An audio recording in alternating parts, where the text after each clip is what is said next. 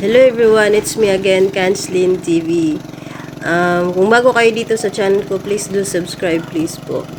So, ngayon yung video kong ipapakita ay yung pamangkin kong naglilinis na ng palayan namin. So, actually kinamama yan. Palayan. So, siya, ayan yung tawag ay mud boot or ano bang tawag dyan sa inyo? Paki-comment hanggang saan dumating yung video ko at ano ang tawag sa ginagamit ng pamangkin ko dyan. Dito sa amin ay mud boot po. So, yan yung pinakaunang way para magputik ng palayan. So, guys, sobrang hirap magastos ang nasa palayan magtatrabaho.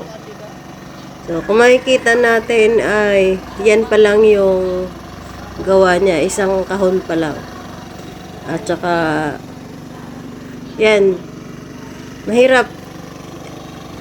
Kung sa nakikita natin ay parang naglalakad lang siya, hindi po. Pinipigilan niya po yung mud boot para hindi ganun kabilis at makakagawa ng putik.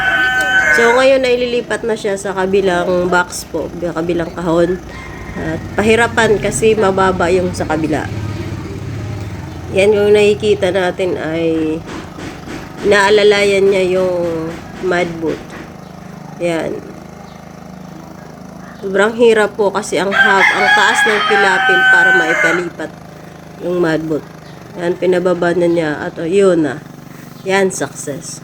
So, sa banda na yan ay hindi mababaw yung putik. May bandang malalim hanggang kita yung putikan. Diyan ay kailangan ng i-mud boot yung palayan. Thank you for watching guys. God bless.